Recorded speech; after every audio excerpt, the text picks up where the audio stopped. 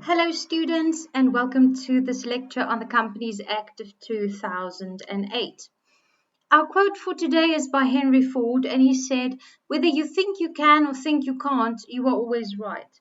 I love this quote because it reminds us that we should live our lives as mind over matter, and whatever you think and do will ultimately determine what you become. As an introduction, I want to remind you that there was an original Companies Act of 1973 and it had been replaced by the Companies Act of 2008. The new Companies Act of 2008 first became effective in May of 2011. As part of this lecture, I want us to consider a number of factors that are affected by the Companies Act. So the first is the types of companies that we can register, the registration process for a company, the memorandum of incorporation, the directors, the different committees within the company, and also audits and auditors. I have set up a picture here to remind you as to how the companies are put together. So basically we have profit companies and not-for-profit companies. Profit companies are public companies where the name ends with Ltd, or state-owned companies where the name ends with SOC, like Eskom. Then we have private companies where the name ends with Pty Ltd, and personal liability companies, which is incorporated or Inc. We also have non-profit companies where the name ends with NPC, and an example of this would, for example, be the SPCA. And we also have external parties in the form of, for example, auditors. Right. Of course, once you have decided that you want to start a company, you have to start taking the steps to register your company with the Department of Trade and Industry. And I've set out 3 steps that are required for you to do your company registration. Step 1 is that you need to reserve a name for your company. So you need to choose a name. There are certain rules that are set out for names. For example, you cannot use a sign such as a comma or a full stop in your name. And of course, it cannot contain any words that can offend or speech that seems hateful. Then in step number 2, you need to fill out a notice of incorporation. And in step 3, you need to file a memorandum of incorporation. So I'm going to share with you a number of practice documents that I've collected just to show to you what it looks like. So if we talk about number 1, the name reservation, this is the document that you need to fill out. And it is called the Core 9.1, and this is for the reservation of the name of your company. Normally when you file this document, it is accompanied by a small fee between 150 and 200 Rand. Then we have notice of incorporation. So notice of incorporation consists of 2 documents. Firstly, it contains the information of the initial directors of the company. You need to submit a core 14.1 document for each initial director.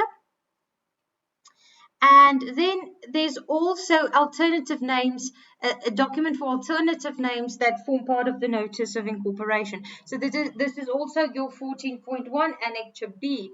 Here you put alternative names. So should the name that you have submitted in your original name reservation, should it not apply or should it not be approved or should it already exist, then you have provided alternative names and it will be indicated to you which name was then approved. Then lastly is your memorandum of incorporation, and core 15.1 documents are made available as a standard template that you can use for a memorandum of incorporation. And this is a 15.1A, which is for private companies, but they do have a 15.1B, 15.1C for all the different companies. This is just the one for your private company. So this is a memorandum of incorporation, and you will see it is basically a document that sets out all the rules and powers and regulations and duties of the parties who are involved. So it is a long list. This template is about 34 pages long, You can go and look at it, but it contains all the necessary rules in order to make sure that this company can be managed effectively. What is not stated but also important is once you have received a registration number for your company, you need to register with SARS so that your company is registered as a taxpayer, and for that you will need an IT 77C. This is what you will submit to SARS, and this will also help you to set up e-filing information so that in future you are able to fill out communication with SARS through e-filing. Then once you've registered it as a taxpayer, of course, by the end of the year, you need to declare the turnover of the company, the costs and expenditures, and so forth. And for this, you will fill out this ITR 14 document, which automatically will appear under your e-filing. So these are the documentations that you will require when you start a company, and I am going to share it with you on Blackboard so that you can go and look at these documents. It seems very, very abstract when we have a lot of theory, but once you actually know what the process is and what the documents look like, it seems to be a bit easier to understand. So the registration of a company basically implies that you need to sign the memorandum of incorporation, and also you need to file your notice of incorporation. So you need to file the appropriate documentation as I've just demonstrated. And then the company is deemed to be a legal person at the date of time when the registration becomes effective, and the registration is done with the Department of Trade and Industry. This process, of course, includes the reservation of a name and the registered trademarks that you will be using. So you will also be required, if you are using some kind of trademark for a product that you plan to distribute, you must also accompany that information as part of the documents that you submit to the Department of Trade and Industry. A memorandum of incorporation, we have just looked at that document, and it is defined as a document that sets out the rights, duties, and responsibilities of the shareholders and the directors, as well as other parties, such as the auditors that are in relation to this company. The first thing that we need to do when we start a company and it's been registered is we need to start raising capital. So the way that we raise capital will, of course, depend on the type of company. If you have a private company or a personal liability company and incorporated, then, of course, the raising of capital has basically been decided upon because the directors are normally also the shareholders, and it's specifically registered as a private company because we do not want to allow anyone to buy into this business. We have pre-selected people that will assist in raising capital and become approved shareholders. In the case of a public company, it's a little bit different, and in this instance we have to make, or the company has to make, a public offer by issuance of a prospectus. So prospectus is an invitation to the public to buy shares. I will also include an example of that in the practice documents, and I have a prospectus here of Old Mutual. It dates back to 2009, so no one should sue us for using it. It's quite old. But you can go and see what they have put into this prospectus. They talk about how they measure risk and how they will invest the money, and what are the average returns that they expect, and what returns have been generated in the past, etc. So it's quite a big document. It's almost 500 pages. But you can just go and see the kind of information that they've displayed here. And this is basically what it looks like when people issue, or when companies issue, a prospectus, which is an invitation to the public to buy their shares. The memorandum of incorporation must clearly state the classes and types of shares, and also the authorized share capital of each category or class. So, for example, one can have different types of shares, like ordinary shares. You can have preference shares. We can have shares in the form of shares that can be bought back after a time period. So we need to set out what the classes are and what the authorized share capital is. In other words, we need to state the volume of shares that we may issue. So for example, for ordinary share capital, we must state in the memorandum of incorporation there's 10 million shares that can be issued. So it is not permitted to issue shares that are more than the authorized share capital. So if the authorized share capital is 10 million shares, we cannot issue 11 million shares. However, the memorandum of incorporation can be amended in this instance, but it needs to be done through a special resolution by shareholders, meaning that there should be a shareholders meeting and that 75% or more of the shareholders should vote that they actually agree that this share capital or authorized share capital should be increased. The new act also clarifies that there should be no par value shares and that no share premium account should be in existence. So you would know in the past when you've done questions relating to companies, you would have seen that there's a par value. So they would say it's an ordinary share at a R1 par value, and then we issue it for R1.20, and that excess 20 cents is then basically allocated to a share premium account. This should no longer be done after the new act became effective. So if you have issued shares after May of 2011, no share premium will be accounted for. However, if you look at financial statements of companies, for example, if you download it from the internet, you might find that there are still some companies that do carry share premium accounts, and these relate to shares that were issued before the new act became effective. So under the old act of 1973, they carried share premiums, and those share premiums may still be in existence, but those shares were, for example, issued in 1985 or 1990 or 2000 or 2005. So it was before the new act became effective. Then issuance of dividends, you will see that dividends are referred to in the Companies Act as distribution or distributions.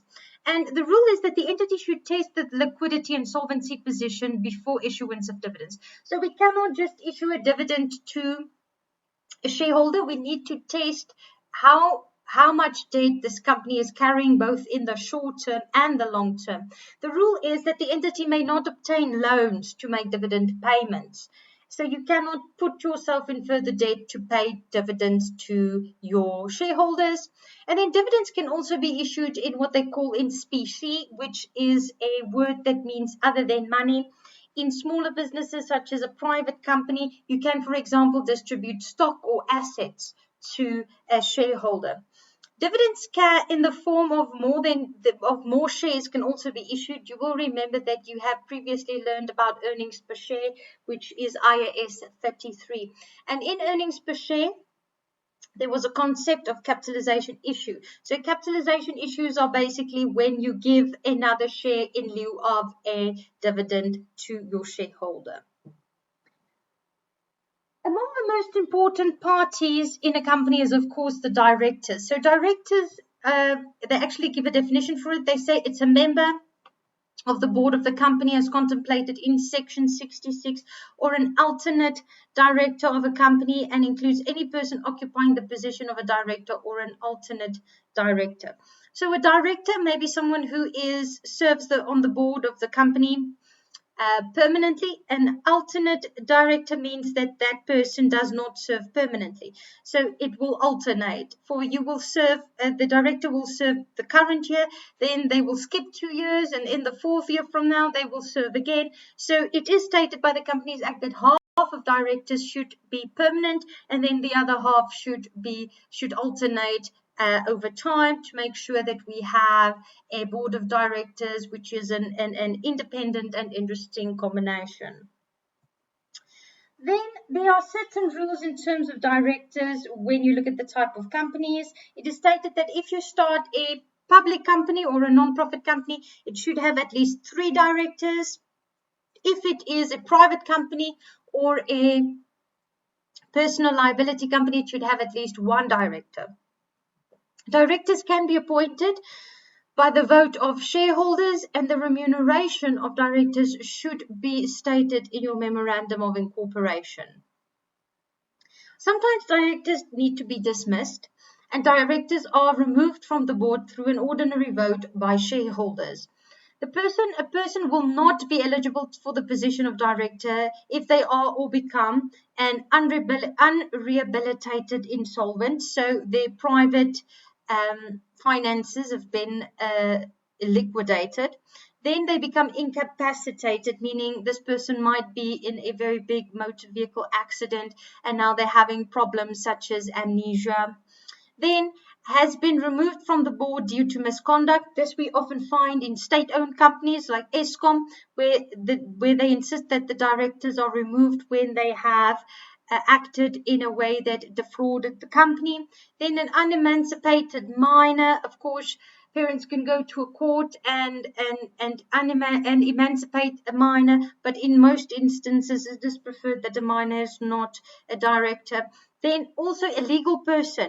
Another company cannot be a director of a company. Of course, we have two types of persons from a legal perspective, a legal person and a natural person. So a legal person will be a company or a closed incorporation, and a natural person will be people made out of flesh and blood, such as me and you. The court has declared this person a delinquent and then has been imprisoned. This person has been imprisoned in this republic or elsewhere. So if you've been in jail, you cannot become a director of a company. You have been warned. Then directors, of course, have certain duties. Sometimes it seems like they are just paid for doing nothing. But in theory, they do have certain duties, and these are among the duties or the most important duties. To act in good faith, that means to be honest and basically do unto the company as you would do unto yourself.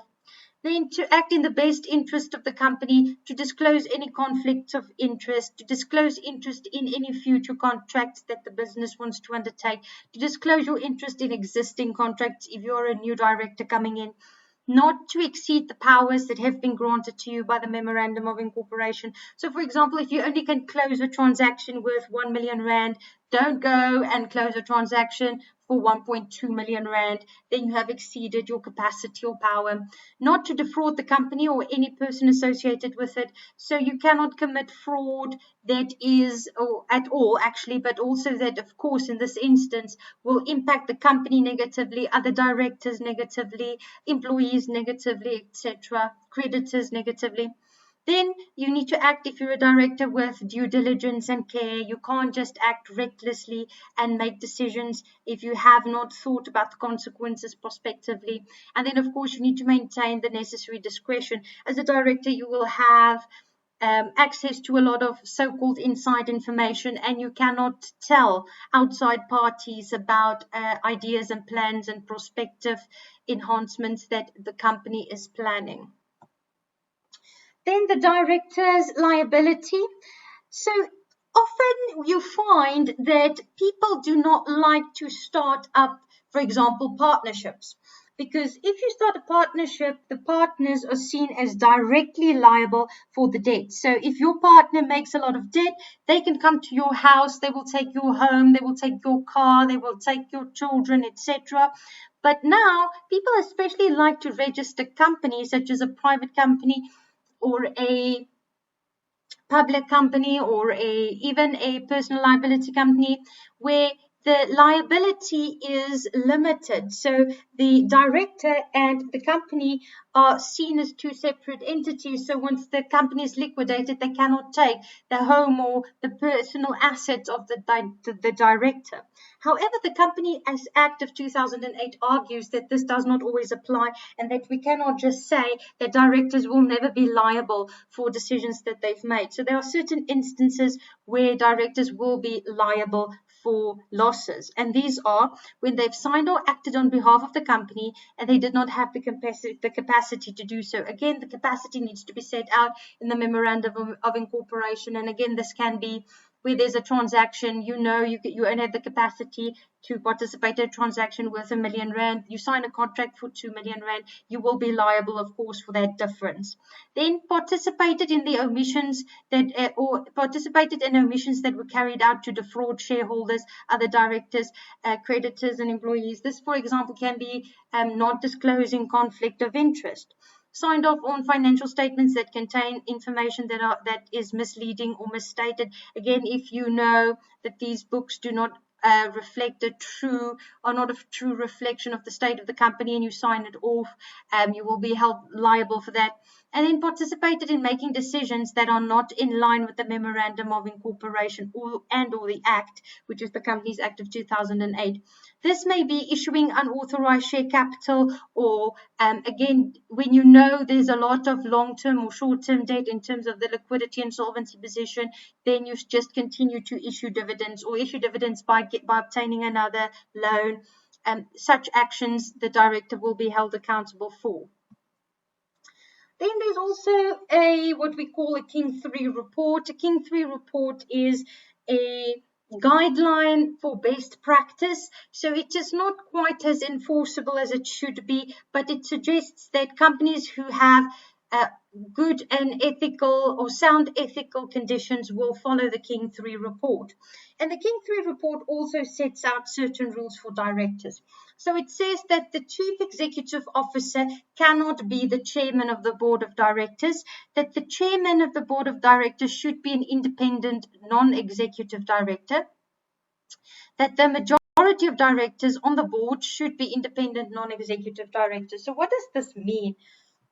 Independent non-executive directors. So a person is independent, or a director is independent when the person isn't an employee to the company, has never been an employee to the company, and does not own more than 5% interest. So you are an executive director in an instance where you are an employee or you hold more than 5% interest.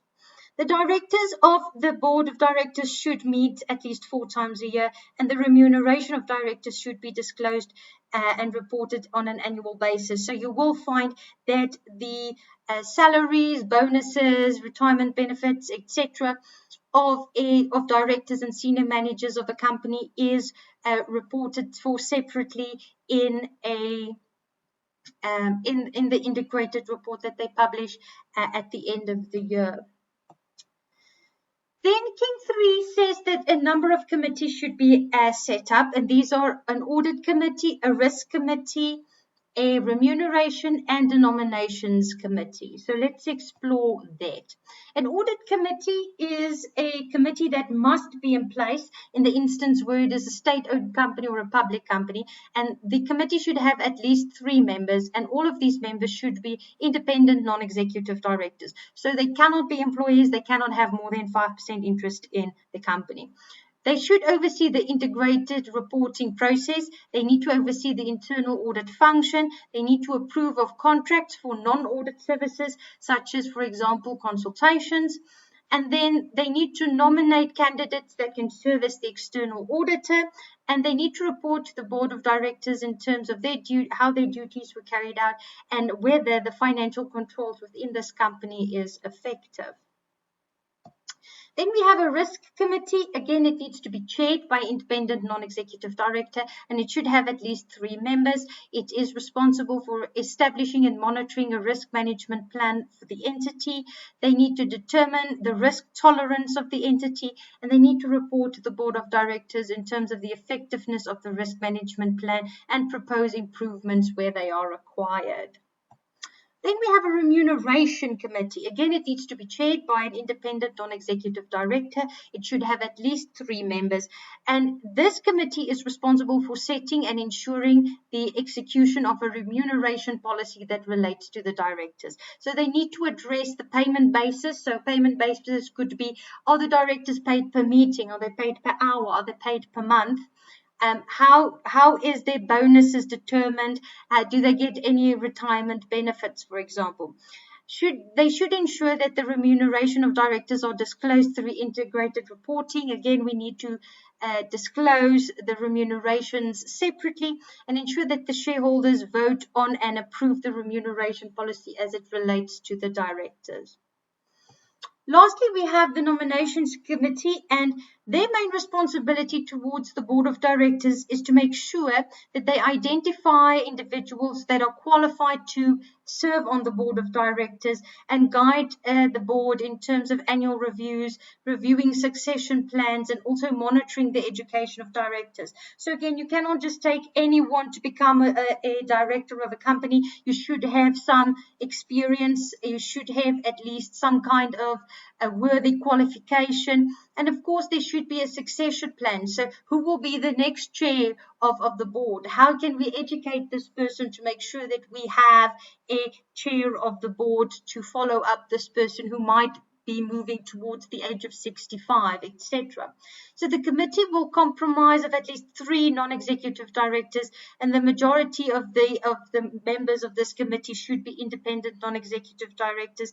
Members of the committee and the chairman are nominated and appointed by the board of directors. Right, quite interesting. Then we have this situation of audits versus reviews. All right. So obviously you now have you've set up a company, you have collected the necessary capital, you know who the directors are, you know what their duties are, how to hire them, how to fire them, and then of course you will reach the end of your financial year, and now you have a set of financial statements and they need to be audited or independently reviewed. So I have often received the question, but what is the difference between an audit and an independent review? And an audit is a more in-depth clarification of the cycles and transactions within a company, where an independent review is less detailed analysis of cycles and transactions that have taken place. So if it is a public company or a state-owned company, it is mandatory that an audit be done annually. So a full audit needs to be done. An independent review can apply where you have a PTY limited, a private company, or a personal liability incorporated company. So this depends, the independent review depends on what we call a public interest score. So if the public interest score is less than 100 points, then an independent review will be necessary. If the public interest score is between 100 points and 350 points, but the financial statements are compiled by an external contractor or an external audit accounting company or an external accountant, then it will be independently reviewed. However, if the public interest score is between 100 points and 350 points, but the financial statements are internally generated by the company themselves and they have an internal accounting department, then it must be audited. If you have more than 350 points for a public interest score, an audit is also mandatory. How do we calculate a public interest score? As follows. So you will have 1 point for every permanent employee that the company employs, 1 point for every 1 million rand turnover, which refers to revenue or sales, which is IFRS 15, then 1 point for every 1 million rand owed to creditors, and then 1 point for every shareholder at the year end, which is the year of financial statements that is being audited. So that's a calculation that needs to be done. How do we appoint an auditor? So the audit committee nominates possible candidates, and then the auditors are appointed annually at the annual general meeting. Auditors should always be independent and not offer other services or consultation to the entity. So I cannot compile your financial statements and then audit the financial statements that my company have compiled. That is a conflict of interest, because I would not like to admit that my company has not correctly set up your financial statements. So they need to make sure that they keep it independent. They will either have consultation and accounting services rendered to a company, or they will audit the company, but they cannot do both. Then have appropriate registration. As you know, you cannot just say that you are an auditor. You need to be a registered CA in order to be able to audit a company. Not be an employee of the entity. So you cannot be involved with the company and be an employee of that company and then be the external auditor of it. And then They must alternate every 5 years. So if this company has been the auditor of your entity for the last 5 years, in the sixth year, you will have to appoint a new auditor. So they cannot be the company's auditor for more than 5 consecutive years. That is just also to make sure that independence is maintained. Then what are the rights of an auditor? So an auditor may have access to the financial records of an entity at any time. They have to receive notice of the annual general meeting. They can participate and voice their concerns at an annual general meeting. They need to avoid any conflict of interest or disclose it where it exists. So, for example, I cannot audit my brother's company. And if they appoint me as the auditor, I need to disclose to them, listen, this is a conflict of interest and I cannot be the auditor. Then they can delegate orders to directors and employees where it is reasonable. For example, if they are busy with an audit, they can phone an accounting clerk and say, I want proof for the following transactions, or I need the following documentation. So they will require internal support. And then they may apply for a court order against a director or a manager who will willfully frustrate the performance of the audit function. So if someone does not participate and does not want to, for example, provide them with the necessary documentation that they're required to do their work, they can get a court order that will force the person to provide the necessary documentation. Right, can auditors be removed? They can be removed, and there's 2 ways to do it. So normally, auditors are appointed on a year-on-year basis at an annual general meeting. So the first thing that can be done is just to await the expiry of the appointment, or wait for the year where you've appointed them to expire, and then not reappoint the same auditor. Or if it is a crisis situation, then a special resolution can be taken at a shareholders meeting to remove an auditor. Right, thank you so much for watching. I hope that you've learned a few interesting things from this lecture, and then you will definitely hear from me in the next lecture. Keep well until then.